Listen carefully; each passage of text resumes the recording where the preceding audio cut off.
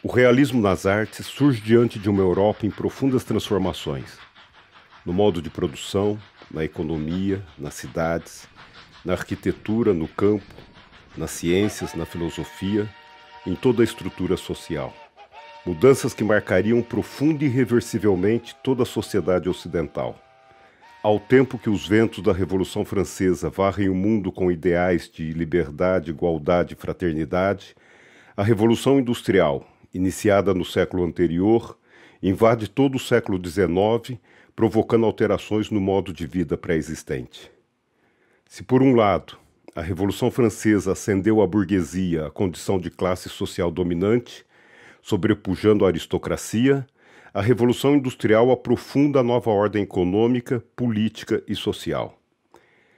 As mudanças estruturais nas cidades, que já não se destinavam a abrigar a vida da corte, atendem à nova exigência ditada por se tornar o locus fundamental de reprodução e expansão do capital.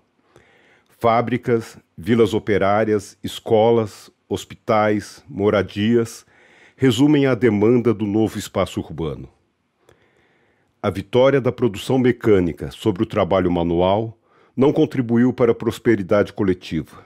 Ao contrário, deposto de suas habilidades manuais e sujeito às regras de um capitalismo primitivo, homens, mulheres e crianças se sujeitavam a jornadas de trabalho ininterruptas de até 18 horas diárias. O salário era parco e o ambiente fabril hostil, comparado à oficina artesanal de outrora. Camponeses não tiveram melhor sorte.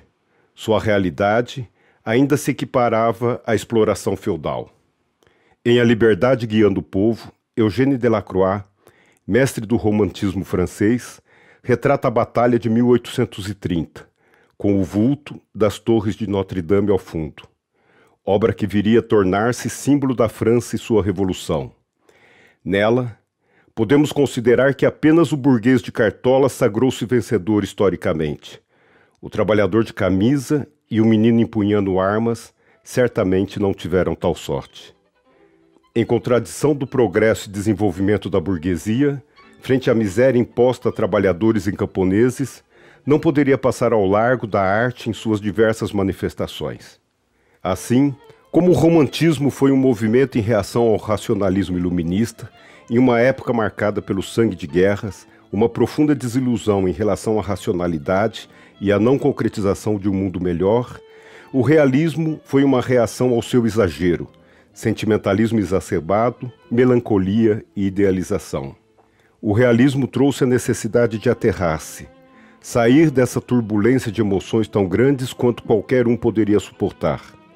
A nova realidade, a crise social e o sentimento de impotência diante das forças antinaturais da mecanização, já presentes no romantismo, começa a ter uma nova resposta no movimento que inicia. Nas artes plásticas, o realismo surge com vigor na França. A nova ordem econômica, política e científica, com a natureza dominada, demandava maior objetividade também nas artes, descartando o subjetivo e o ilusório. A realidade se impunha. Gombrich, no seu livro A História da Arte, uma referência sobre o tema, destaca que em 1848, um grupo de artistas se reuniu na aldeia francesa de Barbizon para observar a natureza com um novo olhar. Entre eles estava François Millet, que ultrapassou a observação da natureza e decidiu incorporar em sua pintura cenas da vida camponesa tal qual era. Homens e mulheres trabalhando no campo, resultando assim na tela às respingadeiras, revolucionária para a época. Mas é na obra de Gustave Courbet que o realismo vai ser batizado. Em 1855, o pintor realiza uma exposição individual em um barraco de Paris, intitulada Le Réalisme. A arte encontra agora a objetividade, a rejeição de temas metafísicos, a realidade crua e imediata como objeto, a denúncia das desigualdades. Ele não queria formosura, mas a verdade.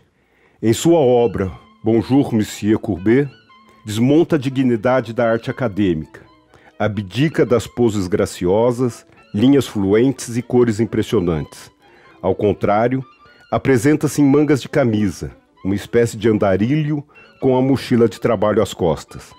Uma cena corriqueira. Um ultraje aos artistas respeitáveis. Pretendia que seus quadros chocassem a burguesia.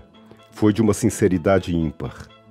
Escreveu em uma carta de 1854: espero ganhar sempre a vida com a minha arte sem me desviar 1 milímetro dos meus princípios, sem ter mentido à minha consciência um único momento, sem pintar sequer o que pode ser coberto pela palma da mão, apenas para agradar a alguém ou vender mais facilmente.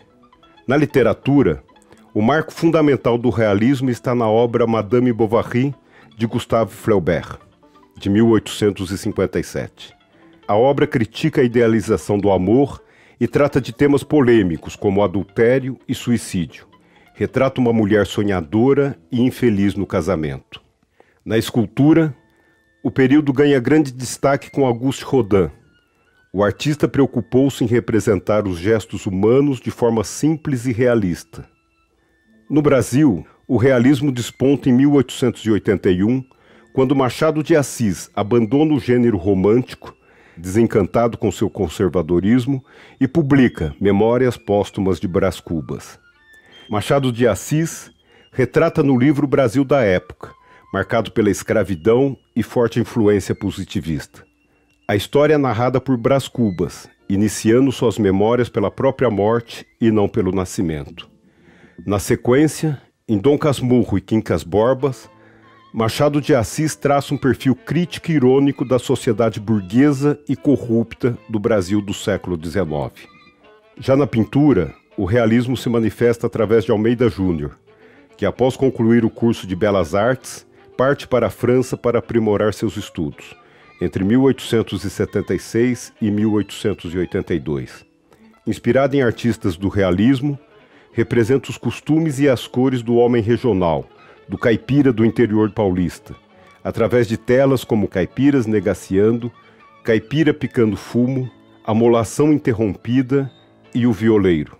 Almeida Júnior foi o primeiro artista brasileiro a retratar a vida cotidiana, o homem do interior, em contraposição à monumentalidade da arte em sua época. Voltando à França de Courbet, a solidariedade do artista com os mais pobres transparece em suas pinturas.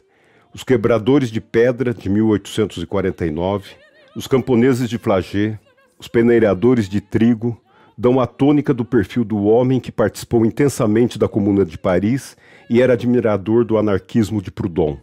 A terceira onda, após Delacroix e Courbet, vem com Edouard Manet. Manet e seus seguidores absorveram as concepções artísticas de Courbet e concluíram que a arte tradicional falhou ao reproduzir a natureza. A academia utiliza a luz e a sombra em estúdio, pinta homens e objetos em condições absolutamente artificiais. Manet promove verdadeira revolução na reprodução das cores, abandona o método de sombras suaves, utilizando contrastes fortes e duros. Buscava pintar tal qual o olhar humano percebe a sua realidade, sem as artificialidades do estúdio. A crítica dos artistas e críticos conservadores se avolumam, levando os pintores acadêmicos a recusarem sua participação no Salão de Artistas Franceses de 1853.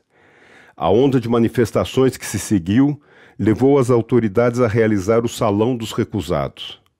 Sua tela, As Corridas de Longchamp, de 1865, traduz um pouco o estilo do artista. Um olhar despreocupado veria apenas alguns riscos, cavalos com apenas 2 pernas, o que na realidade retrata o olhar humano em cenas reais.